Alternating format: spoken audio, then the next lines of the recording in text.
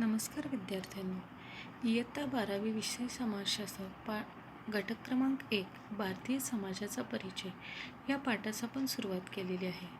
या पाठामध्ये आपण 3 उपघटक शिकण्याच्या सोयीसाठी 3 उपघटक पाहिलेले आहेत. त्या 3 उपघटकांमध्ये पहिला उपघटक आहे प्राचीन आणि मध्ययुगीन भारत.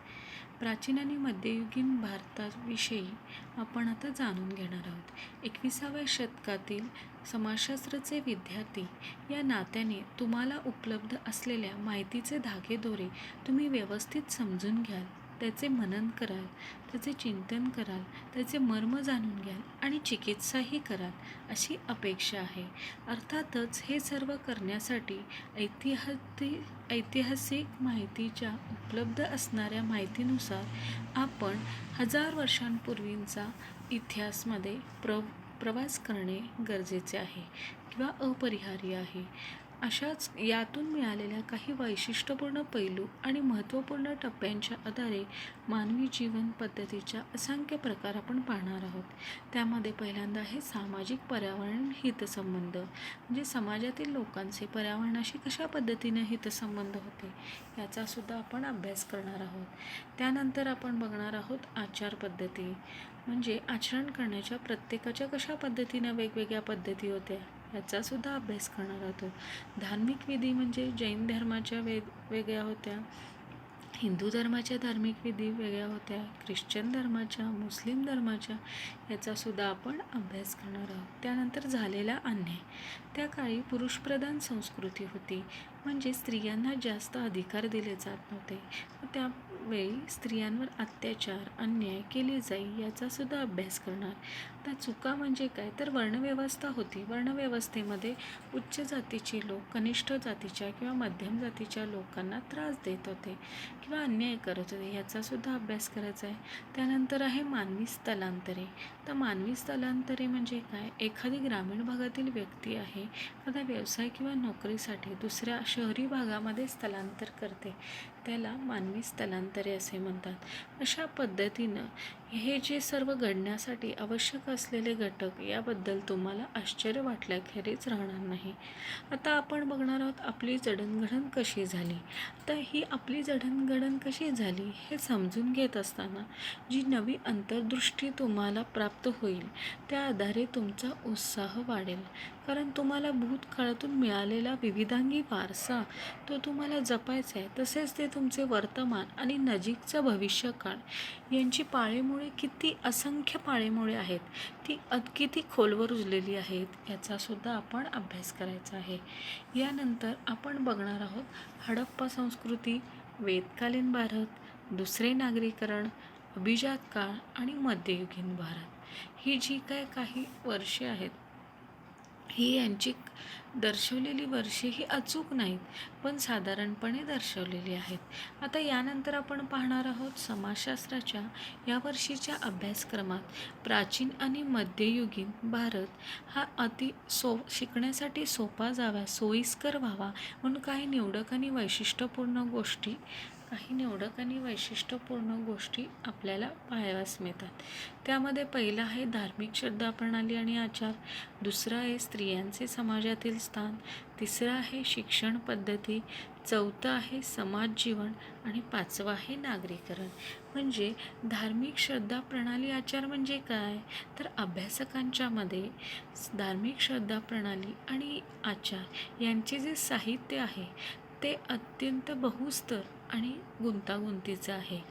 हडप्पा संस्कृतीचे जे उत्खनन झाले होते त्या उत्खननांमध्ये स्त्री आणि पुरुषांचे ज्या काही मूर्त्या मिळाल्या त्यानुसार ते देवदेवता असे लोक मानू लागले. म्हणजे त्यांची श्रद्धा अशी झाली की सर्वसाधारणपणे त्या मूर्त्या ज्या काय आहेत त्या काय आहेत, देवदेवता आहेत. परंतु देवालये आणि पूजा अर्चा करणे हे याच्यासाठी काही ठोस पुरावा नाही आहे.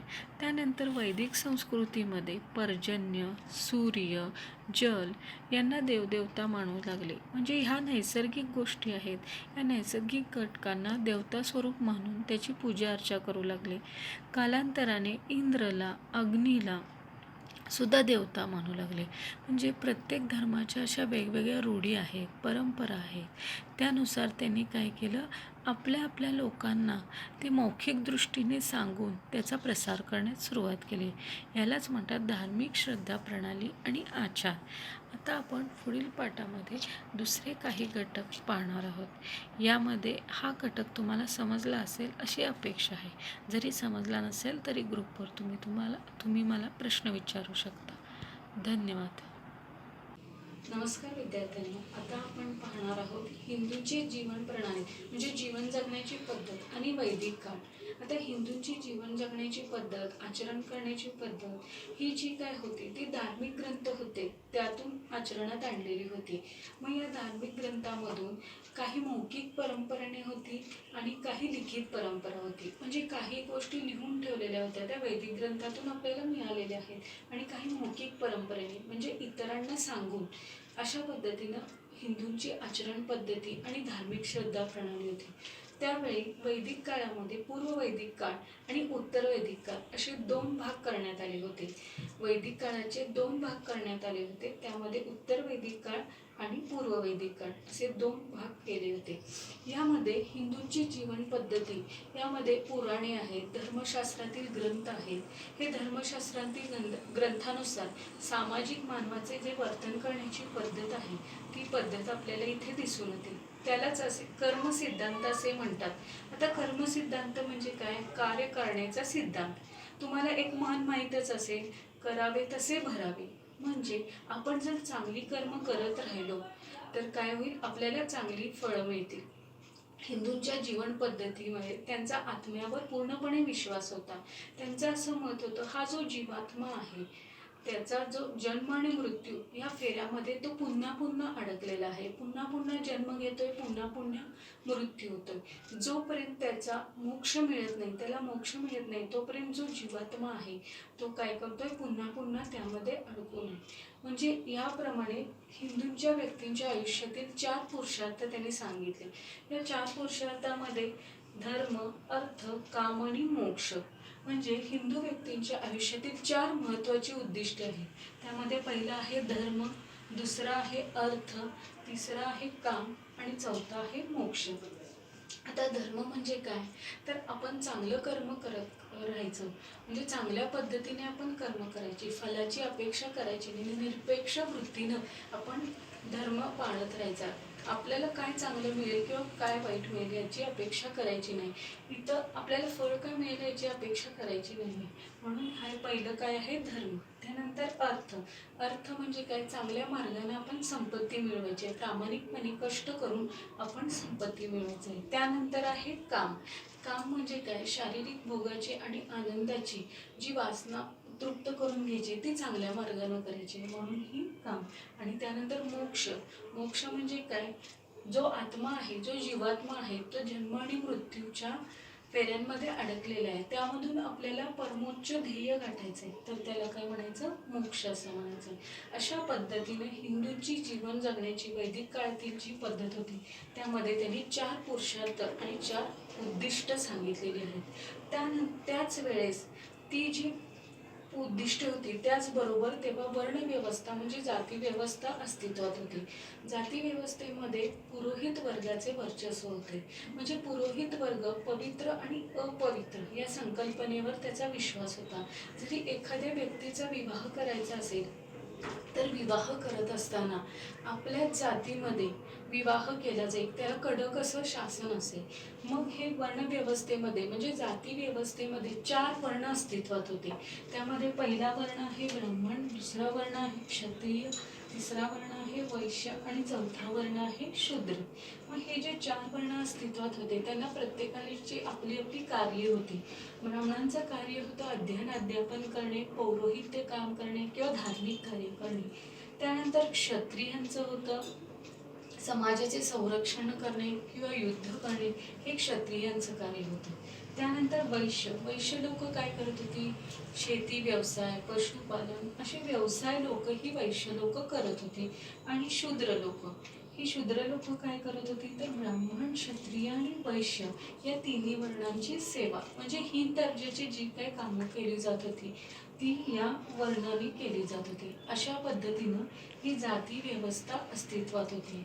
या जाती व्यवस्थेमध्ये ही ब्राह्मण, क्षत्रिय आणि वैश्य हे तीन जे वर्ण होते ते स्वतःला उच्च समजत होते आणि उपनयनाचा जो अधिकार होता म्हणजे मुंज करण्याचा जो अधिकार होता तो वैदिक काळामध्ये ब्राह्मण, क्षत्रिय आणि वैश्य या लोकांना होता. पण शूद्र लोकांतल्या मुलांना मुंज करण्याचा अधिकार नव्हता म्हणजे उपनयन विधी संस्कार हे करण्याचा अधिकार नव्हता. आता ब्राह्मण, क्षत्रिय आणि वैश्य यातील मुलांना उपनयन संस्कार करताना त्यांना द्विजन्म मिळालेला आहे असं समजलं जाईल. मग आता पहिला जन्म म्हणजे जेव्हा ते आईच्या पोटी जन्म घेतात तो जन्म, आणि दुसरा जन्म म्हणजे जेव्हा उपनयन संस्कार केले जातात तेव्हा तो दुसरा जन्म.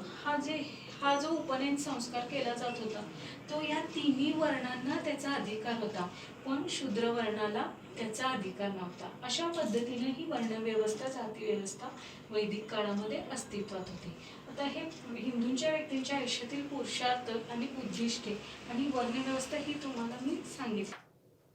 नमस्कार विद्यार्थ्यांनो, इयत्ता 12वी विषय समाजशास्त्र भारतीय समाजाचा परिचय या पाठास आपण सुरुवात केलेली आहे.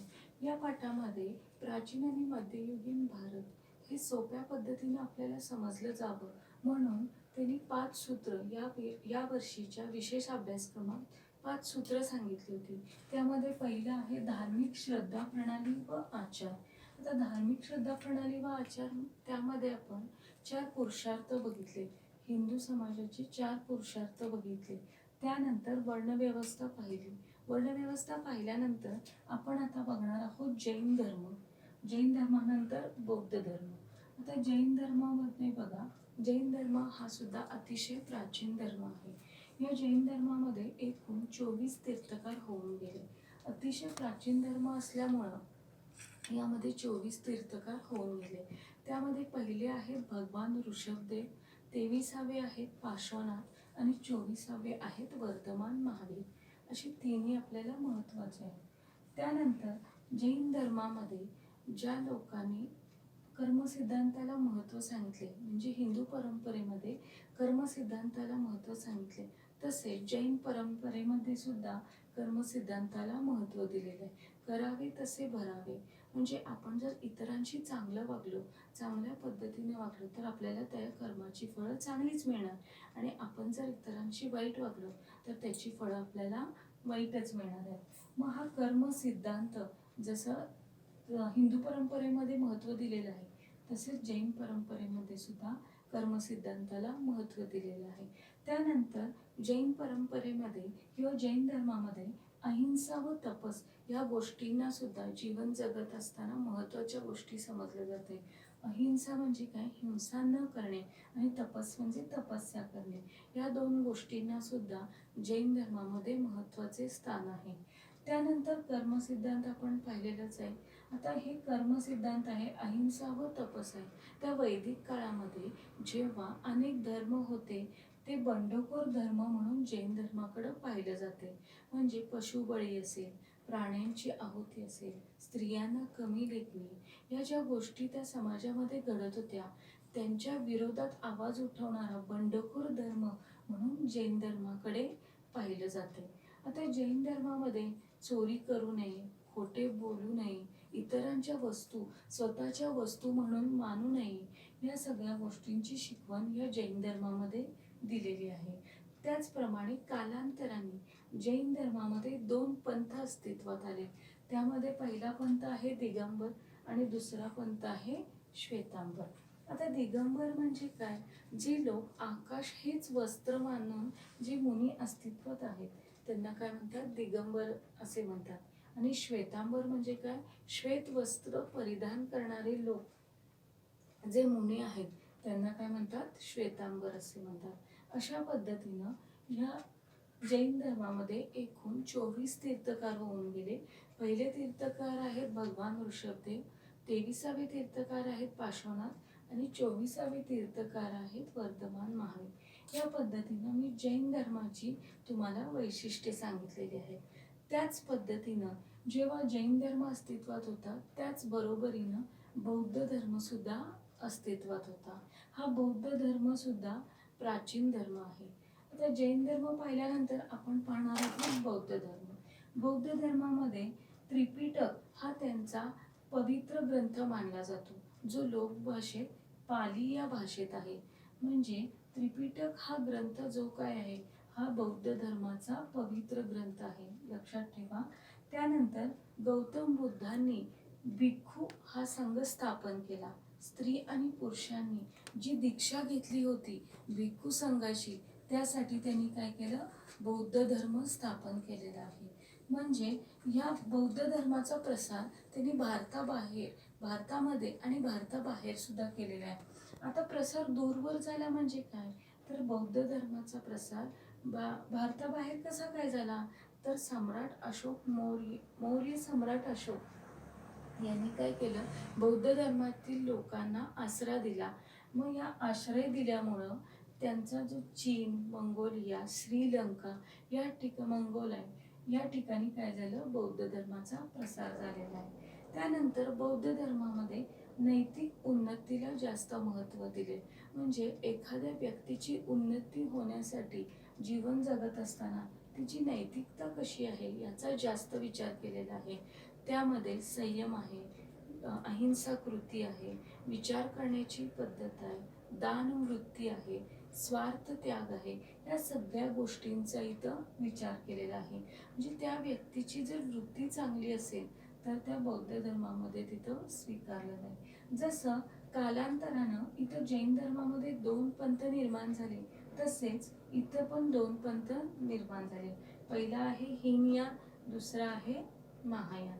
आता हीनयानाचे नियम जे काय होते ते काटेकोरपणे पाळावे लागत होते, म्हणजे ते कडक होते. आणि महायानचे जे नियम होते ते सहजरित्या आपण आचरणात आणू शकतो असे होते. त्यामुळं हीनयानचे जे अनुयायी होते ते कमी होते आणि महायानचे अनुयायी कसे होते, जास्त होते. म्हणून हीनयान आणि महायान हे 2 पंथ अस्तित्वात होते. त्यानंतर इसवी सन 8व्या शतकामध्ये बौद्ध धर्माचा 3रा पंथ अस्तित्वात आला, त्याचं नाव आहे वज्रयान. अशा पद्धतीनं तुम्हाला जैन धर्माची वैशिष्ट्ये आणि बौद्ध धर्माची वैशिष्ट्ये सांगितलेली आहेत. धन्यवाद.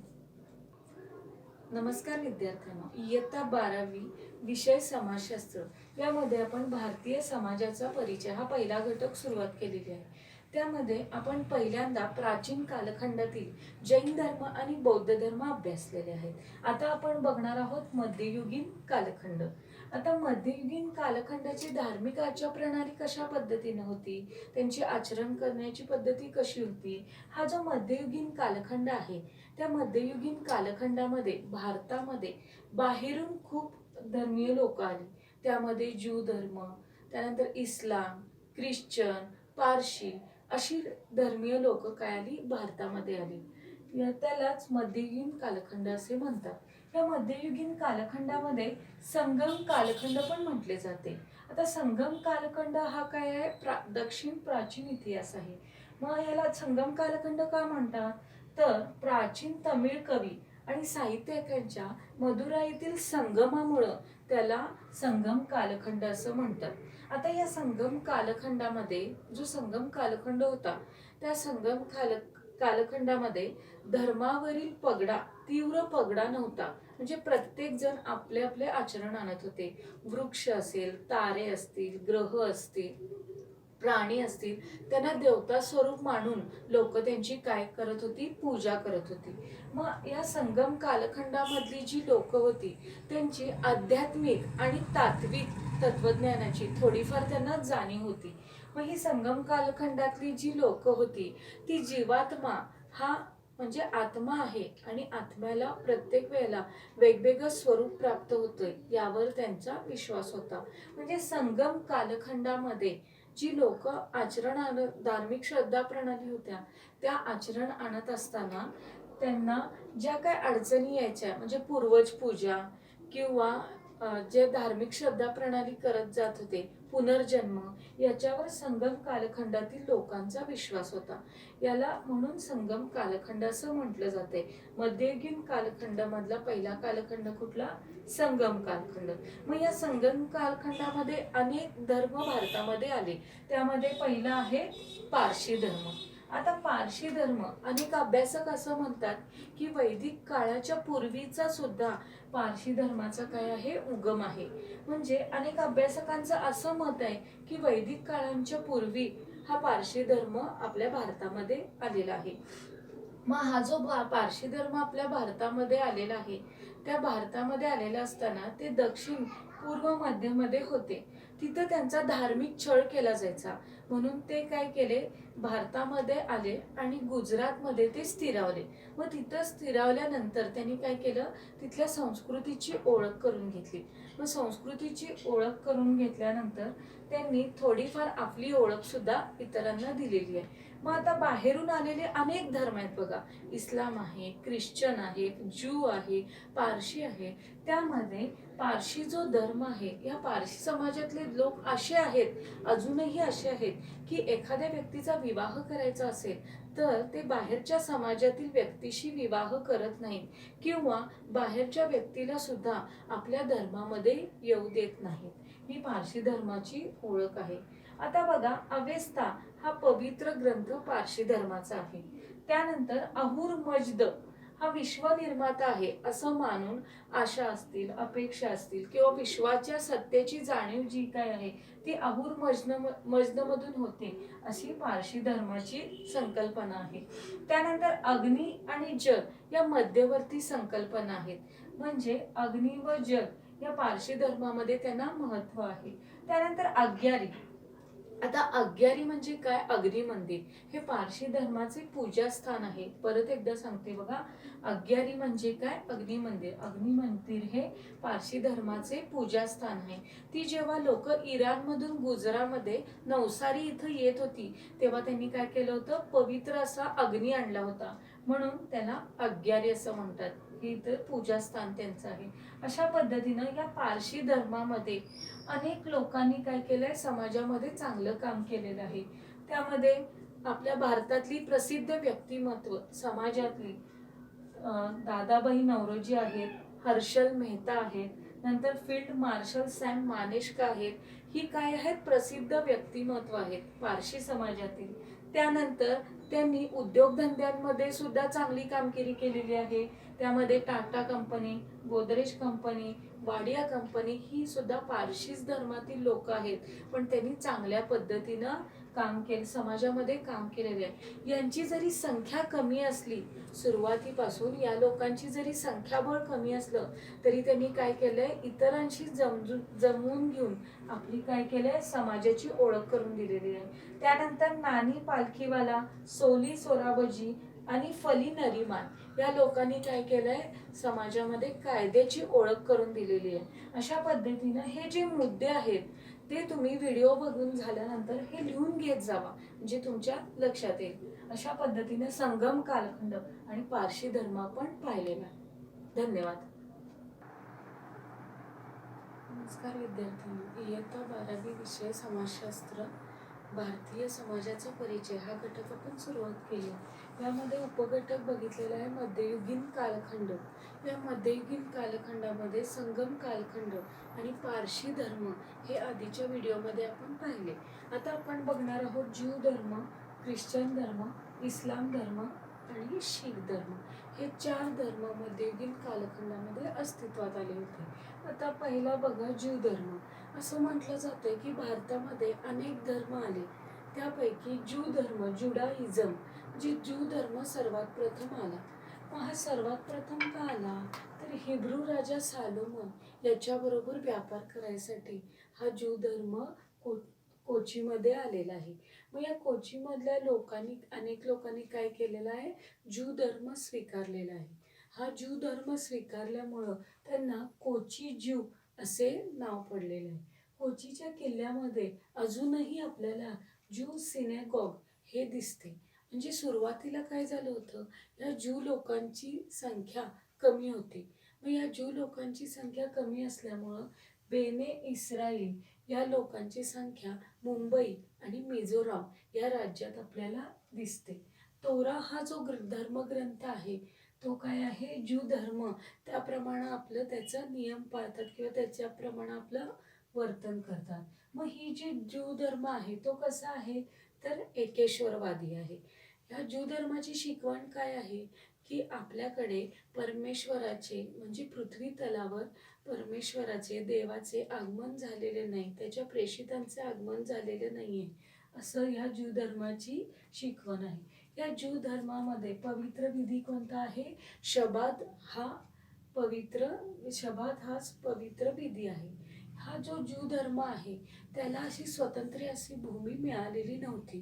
म्हणजे जी त्याला भूमी मिळालेली तिथं ते विखुरलेले होते. वेगवेगळ्या ठिकाणी ही ज्यू धर्मीय जी लोक आहेत ती राहिलेली होती.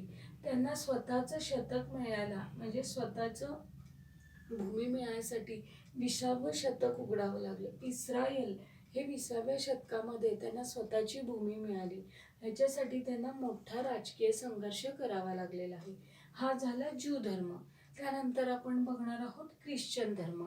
आता ख्रिश्चन धर्म हा इसवी सनाच्या 1ल्या शतकामध्ये दक्षिण भारतातील मलबार येथील समुद्र किनाऱ्यावर येशू ख्रिस्त घेऊन आले. येशू ख्रिस्तांचे शिष्य कोण, सेंट थॉमस.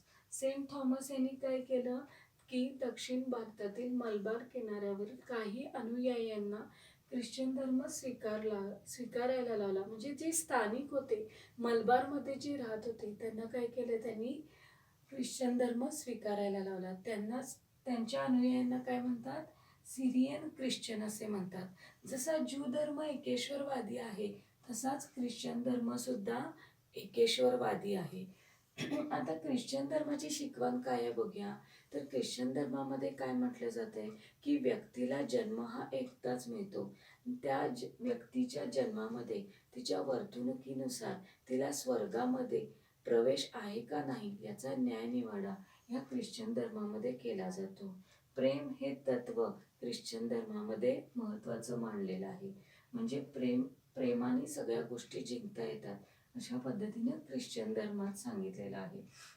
हा झाला ख्रिश्चन धर्म. त्यानंतर आहे इस्लाम धर्म. आता इस्लाम धर्माचं आगमन केव्हा झालं, तर इस्लाम धर्माचं आगमन 6व्या शतकामध्ये झालं. हा इस्लाम धर्म सुद्धा एकेश्वरवादी आहे. हा इस्लाम धर्मामध्ये पवित्र कुराण यानुसार ते काय करतात, हे त्यांचं मुख्य स्रोत आहे. इस्लाम धर्मामध्ये 5 मुस्लिम घरांनी दिल्लीमध्ये 320 वर्ष राज्य केलेलं आहे. या इस्लाम धर्म सुद्धा एकेश्वरवादी आहे. त्यामध्ये काय केलेलं आहे, अकबर बादशाहानं दीन ए इलाही या नवीन धर्माची स्थापना केलेली आहे. म्हणजे तिथं सुद्धा त्यांनी असं म्हणलं की ईश्वर हा एकच आहे. तिथं जातपात स्त्री पुरुष अशी असमानता मानलेली नाही. हा झाला इस्लाम धर्म. त्यानंतर आहे शीख धर्म. आता शीख धर्माचा उगम कधी झाला, तर 15व्या शतकामध्ये शीख धर्माचा उगम झालेला आहे. त्याची स्थापना कोणी केली, तर गुरु नानक यांनी काय केली आहे, शीख धर्माची स्थापना केलेली आहे. याचा प्रसार सुरुवातीला कुठे झालेला आहे, तर पंजाबमध्ये याचा प्रसार झालेला आहे. श्री गुरु ग्रंथ साहिब हा यांचा पवित्र ग्रंथ आहे. शीख धर्माचा पवित्र ग्रंथ कोणता, श्री गुरु ग्रंथ साहिब हा त्यांचा पवित्र ग्रंथ आहे. त्यानंतर शीख धर्मामध्ये लंगर म्हणजे पंजाबमध्ये सार्वजनिक स्वयंपाकघर असते त्याला काय म्हणतात, लंगर असे म्हणतात. त्यांना नंतर काय झालं, संस्थात्मक स्वरूप आलं. म्हणजे दानशूरता आणि समानता यामुळं कोणताही व्यक्ती येऊ दे, वृद्ध असू दे, स्त्री असू दे, पुरुष असू दे, त्या व्यक्तीला शाकाहारी भोजन कमी पडू द्यायचं नाही. म्हणजे त्या व्यक्तीला भोजन द्यायचं. आणि तिथं जी काम करत होती त्यांना सेवादार असं म्हणत होते. हे शीख धर्मीय जी लोक होती त्यांनी लंगरची स्थापना केली होती. म्हणजे तिथं येऊन लोकांना, स्त्री पुरुष असतील, एखादी वृद्ध असेल, गरीब असेल, तर त्यांना काय करत होते, ते जेवण देत होते. ह्याच शीख धर्माचा जेव्हा उदय झाला त्याच काळामध्ये सुफी पंथसुद्धा उदयास आलेला आहे. याचमध्ये कबीर, रहीम आणि गुरु नानक यांनी जाती व्यवस्था, अंधश्रद्धा, जे या अनिष्ट प्रथा होत्या या सगळ्यांना त्यांनी विरोध केलेला आहे. अशा पद्धतीनं आपण जे हे चारही धर्म बघितले ते मध्ययुगीन कालखंडामधले बघितलेले आहेत. या सगळ्यामध्ये हा एकच मुद्दा महत्त्वाचा आहे की हे चारही धर्म जे काय आहेत ते एकेश्वरवादी आहेत. धन्यवाद. नमस्कार विद्यार्थ्यांनो, इयत्ता 12वी विषय समाजशास्त्र घटक क्रमांक 1 भारतीय समाजाचा परिचय हा आपण सुरुवात केली होती. यामध्ये आपण अभ्यासक्रमाच्या सोयीसाठी 5 सूत्ररूप सांगितले होते. म्हणजे प्राचीन आणि मध्ययुगीन कालखंड तुम्हाला चांगल्या प्रकारे कळावा म्हणून 5 सूत्ररूप सांगितले. त्यामध्ये पहिला होता धार्मिक श्रद्धा प्रणाली आणि आचार, हा आपला आता पूर्ण झालेला आहे. यानंतर दुसरा उपघटक आहे भारतीय स्त्रियांचे सामाजिक स्थान, हा दुसरा उपघटक आपण बघणार आहोत. त्या इतिहास संशोधक आणि वैदिक काळातील साहित्य यानुसार स्त्रियांचा जो दर्जा होता पूर्व वैदिक काळामध्ये तो अतिशय उच्च होता. पण असं म्हणता येणार नाही की स्त्रियांचा दर्जा हा पुरुषांच्या बरोबरीचा होता, पण त्यांचा दर्जा कसा होता, उच्च होता. स्त्रियांना शिक्षणाचा अधिकार होता, वेद उपनिषदे शिकण्याचा अधिकार होता, स्त्रियांना उपनयन संस्कार विधी करण्याचा अधिकार होता. या सगळ्याचा अधिकार पूर्व वैदिक काळामध्ये होता. त्याचमध्ये होतं बघा सद्यवधू. आता सद्यवधू म्हणजे काय, तर स्त्रियांवर उपनयन विधी केला जायचा. सद्यवधू म्हणजे काय बघा, स्त्रियांवर उपनयन विधी केला जायचा आणि उपनयन विधी केल्यानंतर तिनं गुरुग्रही न जाता तिचा विवाह करून ती सासरी जात होती. अशा मुलींना सद्यवधू असे म्हणत होते. म्हणजे आता मुलांवर उपनयन संस्कार केला जातात, तेच पूर्ववैदिक काळामध्ये मुलींवर उपनयन संस्कार केला जात होता. पण ती शिकण्यासाठी गुरुग्रही न जाता ती कुठे जात होती, तर विवाह करून सासरी जात होती. सासरी जाणाऱ्या मुली या सर्वांना काय म्हणत होते, सद्यवधू असे म्हणत होते. तर त्यानंतर आहे बघा ब्रह्मवादिनी.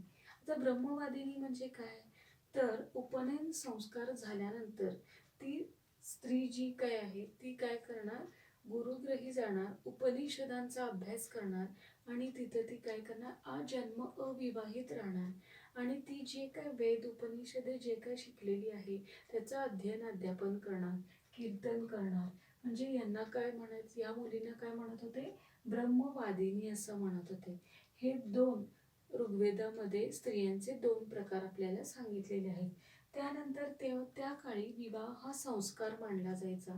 पण विवाह करणे हे प्रत्येक व्यक्तीचं ऐच्छिक असायचं. कुणावरही सक्ती नसायची की विवाह केलाच पाहिजे. मग या विवाह करण्यामागे 2 प्रकार होते, अनुलोम विवाह आणि प्रतिलोम विवाह. आता अनुलोम विवाह म्हणजे काय, तर उच्च वर्णातील वर असेल त्याचा कनिष्ठ वर्णातील वधूशी विवाह करणे म्हणजे अनुलोम विवाह होय. अनुलोम विवाह म्हणजे काय बघा, उच्च वर्णातील वर म्हणजे उच्च कुळातील मुलगा आहे आणि कनिष्ठ कुळातील मुलगी आहे यांच्यामध्ये झालेला जो विवाह आहे त्याला काय म्हणतात, अनुलोम विवाह असे म्हणतात. आणि प्रतिलोम विवाह म्हणजे काय, उच्च वर्णातील वधू आणि कनिष्ठ वर्णातील वर यांच्यातील विवाहाला प्रतिलोम विवाह असे म्हणतात. हे पूर्व वैदिक काळामध्ये विवाह हा संस्कार मानला जायचा. विवाह बंधन अगदी पवित्र आहे आणि तो तोडण्यास मनाई होती. म्हणजे हे विवाह करत असताना एक आदरानं एका स्त्रीकडं पाहिलं जात होतं. त्यानंतर हा झाला पूर्व वैदिक काळ. म्हणजे स्त्रियांचा जो दर्जा होता तो अतिशय चांगला होता पूर्व वैदिक काळामध्ये.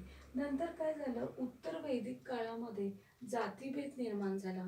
त्यामुळं जातीभेद निर्माण झाल्यामुळं तेव्हा पितृप्रधान व्यवस्था होती. पितृप्रधान व्यवस्था म्हणजे काय, तर एखादे स्त्रीला जर शिकण्याचा अधिकार होता तो कमी करण्यात आला आणि पितृप्रधान व्यवस्था म्हणजे जो काय आहे वंशावळ जी काय आहे ती पित्याकडून पुत्राकडे येऊ लागली. तिथं मुलीला कमी लेखलं जाऊ लागलं. मुलीचा जर जन्म झाला तर ती अवांछनीय घटना आहे असं मानलं जाऊ लागलं आणि तेव्हाच हुंडा पद्धत अस्तित्वात आली. आता असं मानलं जायला लागलं की एखाद्या मुलीचा जर विवाह झाला असेल तर विवाह झाल्यानंतर तिनं काय करायचं, विवाह व्हायच्या आधी आपल्या पित्याच्या सगळ्या गोष्टी ऐकायच्या, म्हणजे पित्याच्या आज्ञेत राहायचं. विवाह झाल्यानंतर पतीच्या आज्ञेत राहायचं आणि पतीचा मृत्यू झाल्यानंतर तिनं आपल्या मुलाच्या आज्ञेत राहायचं, असा दंडक घातला गेला. म्हणजे उत्तर वैदिक काळामध्ये स्त्रीवर काही बंधने आली, स्त्रीला स्वतःच्या मनाप्रमाणे वागता आलं नाही.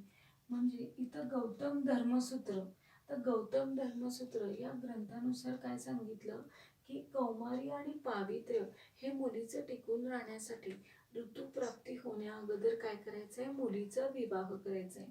गौतम बुद्धांनी काय सांगितलं की स्त्रिया ज्या काय आहेत त्या व्यवहारी आहेत. समजा एखाद्या पुरुषाला जर तो अकार्यक्षम, काही कारणानं अकार्यक्षम झाला तर त्याला आपल्या पत्नीला एक करती स्त्री म्हणून त्याचा जो व्यवसाय आहे तो करता आला पाहिजे, तो शिकता आला पाहिजे. म्हणजे स्त्रियांकडे तेवढे व्यवहार दृष्टिकोन आहे म्हणून त्या करू शकतात.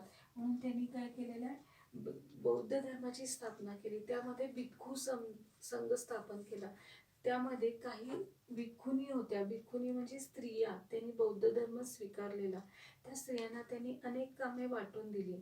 म्हणजे या बौद्ध धर्मामध्ये ज्या भिक्खुनी होत्या त्यामध्ये काही नावाजलेल्या होत्या. त्यामध्ये खेमा, धम्मदिना ह्या ज्या काय होत्या त्यांनी काय केलं आहे, समाजामध्ये चांगलं कार्य केलेलं आहे. हे झालं उत्तर वैदिक काळामध्ये. नंतर उत्तर वैदिक काळानंतर हळूहळू मध्ययुगीन कालखंडामध्ये स्त्रियांच्या स्वातंत्र्यावर निर्बंध आले. म्हणजे स्त्री शिक्षणाचा अधिकार काढून घेण्यात आला. बालविवाह, सती प्रथा यांमुळे काय व्हायला लागलं, स्त्रियांचं शोषण व्हायला लागलं. म्हणजे जे विधवा पुनर्विवाहाला वैदिक काळामध्ये मान्यता होती तोच विधवा पुनर्विवाह इथं निषिद्ध मानला गेला. अशा पद्धतीनं भारतीय स्त्रियांचे सामाजिक स्थान हे अशा उत्तर वैदिक काळ आणि पूर्व वैदिक काळामध्ये असे होते. धन्यवाद. नमस्कार विद्यार्थ्यांनो, इयत्ता 12वी विषय समाजशास्त्र प्रकरण क्रमांक 1 भारतीय समाजाचा परिचय या पाठास आपण सुरुवात केलेली आहे. यामध्ये आपण प्राचीन कालखंड पाहिला, त्यानंतर मध्ययुगीन कालखंड. मध्ययुगीन कालखंडामध्ये पहिले 2 मुद्दे आपण पाहिलेले आहेत, जे 5 सूत्ररूप सांगितले होते. त्यामधल्या पहिला सूत्ररूप धार्मिक श्रद्धा प्रणाली आणि आचार, आणि दुसरा सूत्ररूप आहे भारतातील स्त्रियांचे सामाजिक स्थान. हे 2 मुद्दे आपण पाहिले. त्यानंतर तिसरा मुद्दा पाहणार आहोत, शिक्षण पद्धती. आता शिक्षण पद्धतीमध्ये पहिल्यांदा बघणार हडप्पा संस्कृती. हडप्पा संस्कृतीमध्ये आपल्याला लक्षात येते की हडप्पा संस्कृतीमध्ये ज्या काही मुद्रा होत्या त्यावरील लेखनकला अवगत होती, त्यानुसार ती लोक लिपीचा वापर करत होती, हे आपल्याला लक्षात होते. म्हणजे घरगुती वापराची ज्या वस्तू आहेत त्याच्यावर सुद्धा लेखन करा, मुद्रा, वेगवेगळ्या कला अस्तित्वात होत्या. त्यामुळं आपल्याला त्यावेळी कोणती तरी ती लिपी वापरत होते हे लक्षात येते. त्यानंतर आहे वैदिक काळ. आता वैदिक काळामध्ये अध्ययन अध्यापन करण्याचा सगळ्यांना अधिकार होता. म्हणजे वैदिक काळ आणि साहित्य आणि ग्रंथ याचा अभ्यास केला जाईल. हे साहित्य आणि ग्रंथ संस्कृतमध्ये होतं. या संस्कृत भाषेमध्ये असल्यामुळं वैदिक काळातील स्त्रियांना सुद्धा वेदशास्त्राचा अभ्यास करण्याचा अधिकार होता. मग वैदिक काळामध्ये जी शिक्षण पद्धती होती ती गुरुकुल पद्धती होती. गुरुकुल पद्धतीमध्ये ब्राह्मण, क्षत्रिय आणि वैश्य या 3 वर्णातील लोकांना, त्यांच्या मुलांना उपनयन संस्कार करून त्यांना तिथं अधिकार होता. म्हणजे 3 वर्णातील विद्यार्थ्यांनाच तिथं अधिकार होता. शूद्र लोक, ब्राह्मण, क्षत्रिय आणि वैश्य या 3ही वर्णातील विद्यार्थ्यांना अधिकार होता आणि शूद्र वर्णातील लोकांना नव्हता. हे वैदिक काळामध्ये अशा पद्धतीने शिक्षण घेण्याची प्रक्रिया होती. त्यानंतर आहे उत्तर वैदिक काळ. उत्तर वैदिक काळामध्ये स्त्रियांचा दर्जा खालवलेला होता, जाती व्यवस्था निर्माण झाली होती. म्हणजे पूर्व वैदिक काळामध्ये जो दर्जा होता तो चांगला होता, पुरुषांच्या बरोबरीने नव्हता पण चांगला होता. पण उत्तर वैदिक काळामध्ये जाती व्यवस्था निर्माण झाली, उच्च नीचता निर्माण झाली, त्यामुळं स्त्रियांचा दर्जा खालवला. मग यामध्ये उत्तर वैदिक काळामध्ये आत्म्यावर कर्म सिद्धांत, आत्मा हा महत्त्वाचा आहे, मानवी कल्याण महत्त्वाचं आहे, यावर तत्वप्रणाली उदयास आली. हा झाला उत्तर वैदिक काळ. आता बौद्ध धर्म. बौद्ध धर्म माहिती आहे, बौद्ध धर्माची स्थापना कोणी केली? गौतम बुद्धांनी. मग गौतम बुद्धांनी भिक्खू संघ सुद्धा स्थापन केलेला आहे. या बौद्ध धर्मामध्ये सतत पावसाळ्यामध्ये फिरणारे जे भिक्खू होते त्यांच्यासाठी वर्षावास बांधण्यात आले. मग हे वर्षावास बांधल्यानंतर ठिकठिकाणी ते वास्तव्यास राहू लागले. त्याला विहार असे म्हणतात. हे बौद्ध धर्मातील भिक्खू आणि भिक्खुनी जिथं राहतात त्यांना विहार असे म्हणतात. तिथं सुद्धा अध्ययन अध्यापनाची कार्य चालत होती. मग या बौद्ध धर्मामध्ये भिक्खू संघामध्ये भिक्खू संघ वेगळा स्वतंत्र होता आणि भिक्खुनी संघ. भिक्खू संघ म्हणजे पुरुषांचा संघ आणि भिक्खुनी संघ म्हणजे स्त्रियांचा संघ. इथं पुरुष आणि स्त्री तिथं अध्यापनाचं साहित्य, धार्मिक विधी यांचे अध्यापन करत असत. हे झाले बौद्ध धर्मातील शिक्षण पद्धती. त्यानंतर संगम काळ. आता संगम काळामध्ये तुम्हाला माहिती आहे जाती व्यवस्था अस्तित्वात नव्हती, उच्च नीचची व्यवस्था नव्हती. तिथं व्याकरण, गणित, कला या सगळ्या गोष्टी इथं संगम काळामध्ये शिकवल्या गेल्या. मग संगम काळानंतर आहे इस्लाम शिक्षण. आता भारतीय मध्ययुगीन कालखंडामध्ये इस्लाम शिक्षणामध्ये 3 महत्त्वाची संस्था होत्या. त्यामध्ये मक्ताब, मदरसा आणि खानका. आता मक्ताब म्हणजे काय? तर मक्ताबमध्ये मुस्लिम जी मुलं होती ती 4 वर्षाची असताना तिथं पाठवलं जाई, त्यांना प्रवेश दिला जाई. तिथं त्यांना वाचन, पठण, लेखन ह्या गोष्टी शिकवल्या जाई. तासनतास त्यांना वाचनाची गोडी लावली जाई आणि तिथं त्यांना 7व्या वर्षी कुराणाविषयी माहिती दिली जाई. हे झालं मक्ताब. त्यानंतर मदरसा. आता मदरसामध्ये काय तर 7व्या वर्षी मदरसामध्ये गेल्यानंतर त्यांना काय केलं जाईल तर कुराणाचा अर्थ सांगितला जाईल. कुराणाचा अर्थ सांगितल्यानंतर शेतीविषयी ज्ञान दिले जाईल. गणित, इतिहास, भूगोल, खगोलशास्त्र, मुस्लिम धर्मातील कायदे कानून या शासन व्यवस्था या सगळ्याची माहिती जी काय ही मदरसामध्ये दिली जाईल. आणि खानका म्हणजे काय तर उच्च अल्लाच्या विषयीची उच्च प्रतीची जी सुपीक केंद्रे होती त्याला खानका असे म्हणतात. इथं त्यांना ती माहिती दिली जाईल. म्हणजे ही इस्लाम शिक्षण पद्धती अशा पद्धतीने होती. आता दिल्ली आणि आग्रा यामध्ये जे मुस्लिम शासक होते त्यांनी काय केलं नाही, स्त्रियांच्या शिक्षणासाठी काही प्रयत्न केले नाहीत. मग तिथं खेडे असतील, शहरे असतील, त्या शहरांमध्ये शिकवण्यासाठी जी लोकं जात होती, विद्वान लोकं जात होती, ती लोकं व्यक्तिगत जात होती. म्हणजे ह्या वेळेस स्त्रियांचा दर्जा अतिशय दयनीय होता. एखाद्या कुटुंबातील म्हणजे उच्चवर्णीय कुटुंब असेल किंवा मुस्लिम कुटुंब असेल, त्यांना जर शिक्षण घ्यायचं असेल तर तो सर्वस्वी अधिकार कुणाला होता? कुटुंबातील पित्याला. मुलीला शिक्षण द्यायचे का नाही आणि मग ते खाजगी शिक्षण दिले जाईल. म्हणजे एखाद्या मुलीला जर शिक्षण द्यायचं असेल तर घरी येऊन शिक्षण शिकवत असत, शिक्षक शिकवत असत आणि ते शिक्षण घेऊन त्या शिक्षकांना काहीतरी मौल्यवान वस्तू भेट दिल्या जाईल. अशा पद्धतीने ही शिक्षण पद्धती अस्तित्वात होती. त्यानंतर आहे समाज जीवन. आता समाज जीवन मध्ये बघूया हडप्पा संस्कृती कशी होती, ह्याला सिंधू संस्कृती सुद्धा म्हणतात. मग या हडप्पा संस्कृतीमध्ये नागरी जीवन अतिशय नगर रचना चांगली होती, रस्ते होते, धान्याचे जे कोठारे आहेत ते धान्य साठवण्याचे कोठारे होते. काही काही घरामध्ये न्हाणी, विहीर या सगळ्या स्नानगृहे होती. म्हणजे हडप्पा संस्कृतीचे जीवन कसं होतं? चांगलं होतं आणि प्रगतशील होतं. त्यानंतर संगम काळ. संगम काळामध्ये तुम्हाला माहिती आहे जाती व्यवस्था अस्तित्वात होती. या संगम काळामध्ये जी काय समाजामध्ये उतरण चालू झाली म्हणजे उच्च नीचता, वर्ग व्यवस्था निर्माण झाली. या संगम कालखंडामध्ये स्त्रियांना आणि अनेक जाती व्यवस्था इथे निर्माण झाली. हे समाज जीवन कसं होतं? भटके जीवन होतं. म्हणजे भटकत असताना त्यांनी पहिल्यांदा जे शिकार होतं, पशुपालन होतं, या सगळ्यांचा विचार केला. त्यानंतर वैदिक काळ. आता वैदिक काळातील तुम्हाला समाज जीवन माहिती आहे. वैदिक काळात व्यवसायधिष्ठित जी काय वर्णव्यवस्था अस्तित्वात होती ती वैदिक काळात होती. जे 12 बरुतेदार होते, 4 वर्ण होते, ते आपापले पद्धतीने वंश परंपरागत आलेले व्यवसाय करत होते. हा झाला समाज जीवन. त्यानंतर आहे शहरीकरण. आता शहरीकरण म्हणजे काय? औद्योगिकीकरणाचा पहिला परिणाम म्हणजे शहरीकरण. या शहरीकरणामध्ये पहिली नागरी संस्कृती हे कशाला म्हणतात? हडप्पा संस्कृतीला म्हणतात. म्हणजे तिथं सुनियोजित घरं होती, रस्ते होती, बांधणी चांगली होती, स्नानगृहे, विहिरी सगळे चांगल्या पद्धतीने होते. म्हणजे प्रगतशील असं ना शहरीकरण हे हडप्पा संस्कृतीमध्ये झालं होतं. त्यानंतर उत्तर वैदिक काळामध्ये इसवी सन 500 ते 200 वर्षापूर्वी दुसरे नागरीकरण अस्तित्वात आलं. म्हणजे तेव्हा कसं होतं, भटके जीवन होतं. भटके जीवन असल्यामुळं काय झालं, लोकांना मासेमारी, विणकाम, खाणकाम या पद्धतीचं म्हणजे पशुपालन असेल, कुक्कुटपालन, मेंढपाळ या पद्धतीचे व्यवसाय करून आपला उदरनिर्वाह करत असे. त्यालाच दुसरे नागरीकरण असे म्हणतात. अशा पद्धतीनं आपले मध्ययुगीन कालखंड पूर्ण झालेला आहे. धन्यवाद. नमस्कार विद्यार्थ्यांनो, इयत्ता 12वी विषय समाजशास्त्र प्रकरण क्रमांक 1 भारतीय समाजाचा परिचय या पाठाचा आपण सुरुवात केली आहे. यामध्ये पहिला उपघटक होता प्राचीन आणि मध्ययुगीन भारत, हा पूर्ण झालेला आहे. त्यानंतर दुसरा उपघटक आपण बघणार आहोत वसाहतकालीन भारत.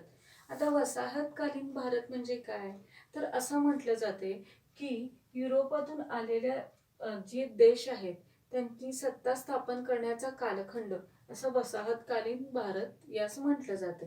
आता वसाहतकालीन भारतमध्ये म्हणजे काय काय घडलं, तर पहिल्यांदा 16व्या शतकामध्ये पोर्तुगीज आली, 17व्या शतकामध्ये डच, ब्रिटिश, फ्रेंच ही लोक भारतात आली. जवळजवळ 20व्या शतकापर्यंत ब्रिटिशांनी भारतावर राज्य केले. त्यांनी ज्या संस्थात्मक संस्था निर्माण केल्या होत्या त्यानुसार राजकीय जी घडी आहे, भारतामधली जी राजकीय घडी आहे ती सुरळीत चालू झाली. म्हणजे ती राजकीय सत्ता सुरळीत चालू झाल्यामुळं भारतामध्ये सामाजिक सुधारणा चांगल्या प्रकारे झाल्या. म्हणजे सामाजिक सुधारणेला तिथं वाव मिळालाय, ही गोष्ट आपल्याला नाकारता येणार नाही. त्यानंतर आता आपण बघणार आहोत वसाहतीच्या काळामध्ये ब्रिटिश सत्तेचा भारतीय समाजावर पडलेला प्रभाव. म्हणजे भारतीय समाजावर काय प्रभाव पडला हा बघणार. आता पहिल्यांदा त्यामध्ये बघणार शिक्षण पद्धती. आता शिक्षण पद्धती म्हणजे काय, तेव्हा शालेय शिक्षण हे इंग्रजी भाषेतून लोक घेऊ लागली, म्हणजे इंग्रजी भाषेमधून शिक्षण मिळवू लागले. त्यानंतर जी उच्च शिकलेली लोक आहेत ती इतरांच्या संपर्कामध्ये राहण्यासाठी किंवा इतरांशी संपर्कामध्ये बोलण्यासाठी इंग्रजी भाषेचा वापर करू लागली. त्यानंतर शाळा, महाविद्यालयामध्ये यामध्ये वेगवेगळे जातीचे लोक, वेगवेगळ्या धर्माचे लोक एकत्रित एका ठिकाणी त्यांना प्रवेश मिळण्याची मुभा मिळाली. हे झालं शिक्षण पद्धती. आणि शिक्षण पद्धतीमध्ये इंडियन युनिव्हर्सिटीज ऍक्ट 1856 नुसार, परत एकदा सांगते बघा, 1856 नुसार इंडियन युनिव्हर्सिटीज ऍक्ट मध्ये भारतामधील पहिले विद्यापीठ मद्रास, मुंबई आणि कोलकाता इथं स्थापन करण्यात आली. यामध्ये जे आपल्या जीवनाशी संबंधित असा अभ्यासक्रम होता, पण यामध्ये गणित, इतिहास, समाजशास्त्र यासारख्या विषयाचा अभ्यासक्रम सुरू केला. जो बुद्धिजीवी वर्ग होता त्यामध्ये समानता मूल्ये रुजू लागली.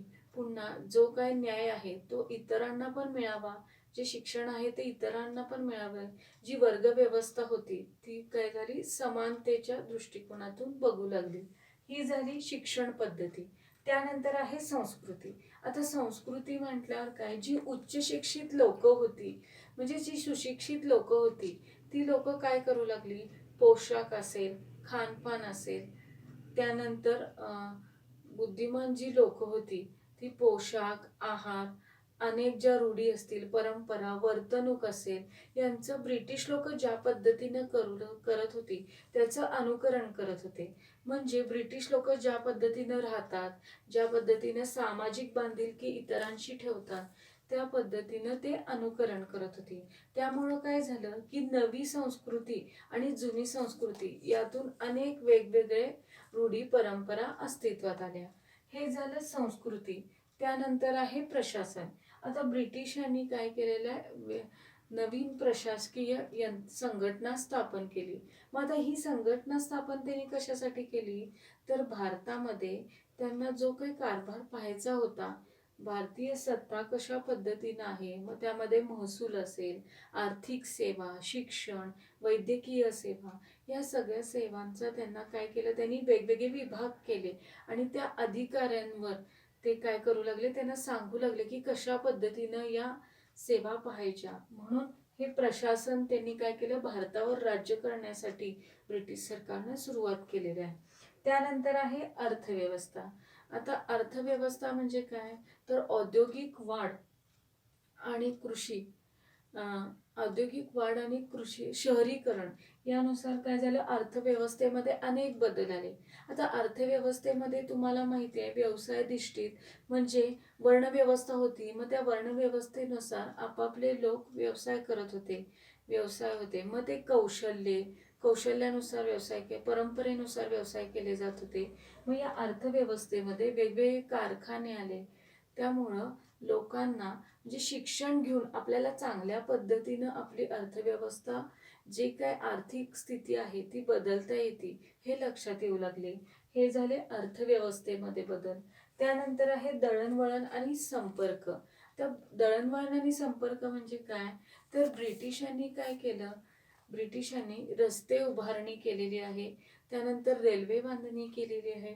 टपाल, तार यांची सोय केलेली आहे. म्हणजे असं केल्यामुळं जनतेशी संपर्क आपल्याला करता आला, म्हणजे इतर देशांशी संपर्क करणे सोपे झाले. 1869 मध्ये सुएझ कालवा खुला केल्यामुळं जो इंग्लंडमध्ये आपल्याला कच्चा माल इंग्लंड बरोबर जो व्यापार करायचा होता तो करणे सोपे झाले. त्यामुळं दळणवळण आणि संपर्कामुळं वेगवेगळे कारखाने उपलब्ध झाले आणि कच्चा मालाची आयात निर्यात मोठ्या प्रमाणावर झाली. त्यानंतर आहे बघा राष्ट्रवादीची चळवळ. राष्ट्रवादाची चळवळ म्हणजे काय, तर लोकांच्या मध्ये इंग्रजी विषयामुळे जी शिकलेली लोक होती त्यांनी काय केलं की समाजात आपल्याला सुधारणा घडवायची आहे. ज्या अनिष्ट प्रथा आहेत, रूढी आहेत, ज्या अनिष्ट आहेत म्हणजे त्या लोकांवर लादल्या गेलेल्या आहेत, त्या त्यांना बंद पाडायच्या होत्या. म्हणून राष्ट्रवादीची चळवळ म्हणजे राष्ट्राविषयी, हे राष्ट्र आपलं आहे आणि ब्रिटिश हे काय आहेत, परके आहेत. त्या ब्रिटिशांच्या विरुद्ध आपल्याला आवाज उठवायचा आहे असे अनेक समाजसुधारकांनी प्रयत्न केले. त्यामध्ये महात्मा गांधींनी चले जाओ हे आंदोलन पुकारलेले आहे. मग आंदोलन पुकारल्यामुळं लोकांच्या मनामध्ये राष्ट्रवादाची भावना निर्माण झाली. त्यानंतर आहे समाज सुधारणा चळवळी. आता समाज सुधारणा चळवळी म्हणजे काय, आपल्या समाजातील लोकांना न्याय मिळावा, समानता, मानवता किंवा बंधुता या सगळे गुण लोकांच्या मनामध्ये यावेत. आणि समाज सुधारणा म्हणजे काय, अनेक समाज सुधारकांनी काय केलेलं आहे, समाज सुधारणा केलेल्या आहेत. त्यामध्ये पहिलं आहे राजाराम मोहन रॉय यांनी ब्राह्मो समाजाची स्थापना केली. नंतर महात्मा ज्योतिबा फुले यांनी सत्यशोधक समाजाची स्थापना केली. स्वामी दयानंद सरस्वती यांनी आर्य समाजाची स्थापना केलेली आहे. आणि आत्माराम पांडुरंग तरखडकर यांनी प्रार्थना समाजाची स्थापना केली. अशा पद्धतीने समाज सुधारण्याच्या चळवळी याच कालखंडात अस्तित्वात आल्या. त्यानंतर आहेत सामाजिक कायदे. आता हे भारतामध्ये सामाजिक कायदे का स्थापन करण्यात आले, तर समाज कल्याण करायचं आहे आणि आपल्याला काय करायचं आहे, समाजामध्ये समता, बंधुता आणि एकता निर्माण करायची आहे. म्हणून सामाजिक कायदे हे काही समाज सुधारकांनी निर्माण केलेले आहे. म्हणजे ब्रिटिश सत्तेविरुद्ध आवाज उठवून कायदे करायला लावलेले आहेत. मग आता सामाजिक कायदेमध्ये पहिल्यांदा कायदा कुठला आहे, 1829चा सती प्रतिबंध कायदा. त्यानंतर 1829 नंतर 1856 मधला कुठला, विधवा पुनर्विवाह कायदा. त्यानंतर 1870 मधला स्त्री भ्रूण हत्या प्रतिबंधक कायदा आणि 1929 मधला बालविवाह कायदा. अशा पद्धतीने हे सामाजिक कायदे अस्तित्वात आले. याच पद्धतीने हा वसाहतकालीन भारत जो काय उपघटक आहे हा इथं पूर्ण झालेला आहे. धन्यवाद. नमस्कार विद्यार्थ्यांनो, इयत्ता 12वी विषय समाजशास्त्र, घटक क्रमांक 1 भारतीय समाजाचा परिचय. यामधला तिसरा उपघटक स्वातंत्र्योत्तर भारत. स्वातंत्र्योत्तर भारत म्हणजे स्वातंत्र्य मिळाल्यानंतर भारतामध्ये वेगवेगळी ध्येय होती, त्या धोरणांमध्ये, ध्येयांमध्ये बदल झालेले आहेत. तर बदल झाले म्हणजे काय झालं, तर आपली प्राचीन संस्कृती आणि ब्रिटिश काळ यांच्या संमिश्र स्वरूपातून काय झाले, भारतीय लोकांच्या मध्ये वर्तणूक भूमिकेमध्ये, उद्दिष्टांमध्ये, ध्येयांमध्ये वेगवेगळे बदल झाले. तेच बरोबर आव्हाने वेगवेगळी निर्माण झाली, संधी वेगवेगळ्या निर्माण झालेल्या आहेत. हे अशा प्रकारचे बदल झालेले आहेत. त्यामध्ये आपल्या भारतीय संविधानामधली मूल्य आणि तत्त्व अतिशय मार्गदर्शक ठरलेले आहेत. कारण समाज कल्याण, मानव कल्याण, सर्वधर्म समभाव ही महत्त्वाची मूल्ये आपल्या भारतीय संविधानामध्ये जोपासलेली आहेत. आता आपण बघणार आहोत 1947 नंतर भारताच्या घडणीत महत्त्वाच्या गोष्टी, म्हणजे घडलेल्या महत्त्वाच्या गोष्टी. त्यामध्ये पहिलं आहे भारताचे संविधान. तर 6 डिसेंबर 1946 रोजी भारतीय संविधान मसुदा समिती स्थापन करण्यात आली. ही जी मसुदा समिती स्थापन करण्यात आली ती डॉक्टर B.R. आंबेडकर यांच्या अध्यक्षतेखाली स्थापन करण्यात आली. परत एकदा सांगते बघा, भारतीय संविधान समिती जी काही स्थापन करण्यात आली ती डॉक्टर B.R. आंबेडकर यांच्या अध्यक्षतेखाली स्थापन करण्यात आली. या भारतीय संविधानामध्ये अनेक गोष्टी आपल्याला दिसतात, म्हणजे अनेक देशांची तत्वे, मूल्ये यांचा सुद्धा विचार इथं करण्यात आलेला आहे. आपल्या भारतीय संविधानामध्ये उदारता, समानता, बंधुता या 3 मूल्यांची जोपासना केलेली आहे. त्याचबरोबर धर्मनिरपेक्षता म्हणजे सर्व धर्म समभाव म्हणजे काय, तर सर्वांच्या धर्माचा आदर करणे हे महत्त्वाचे मूल्य आपल्या भारतीय संविधानामध्ये जोपासण्यात आलेले आहे. त्यामध्ये तुम्हाला उदाहरण सांगायचे झाले तर ऑगस्ट 2019 मध्ये जम्मू काश्मीरला जो वेगळा प्रांत म्हणून दर्जा देण्यात आलेला होता तो रद्द करण्यात आला कलम 370 नुसार. हे झाले भारताचे संविधान. त्यानंतर कायदे. आता कायदे म्हणजे वेगवेगळे शैक्षणिक संस्था आपल्याकडे आहेत, एखाद्या विषयावर काम करणारी वेगवेगळी लोक आहेत, त्यांच्या समस्या काय आहेत, अडचणी काय आहेत, यावेळी वेळोवेळी वेगवेगळे कायदे निर्माण केलेले आहेत. आता हुंडाप्रती कायदा आहे, बालविवाह कायदा आहे, म्हणजे गुन्हेगारी असेल किंवा एखादी समस्या सोडवण्यासाठी असेल तर वेगवेगळे कायद्यांमध्ये बदल केलेले आहेत. हे झाले कायदे. त्यानंतर अर्थव्यवस्था. आता अर्थव्यवस्था म्हणजे भारतीय आर्थिक विकासामध्ये 1951 पासून ते 2017 पर्यंत वेगवेगळे कायदे अस्तित्वात आले. यामध्ये अर्थव्यवस्थेमध्ये राजकीय यंत्रणा आणि अर्थव्यवस्था ह्या एकाच नाण्याच्या 2 बाजू आहेत असं आपल्याला म्हणता येईल.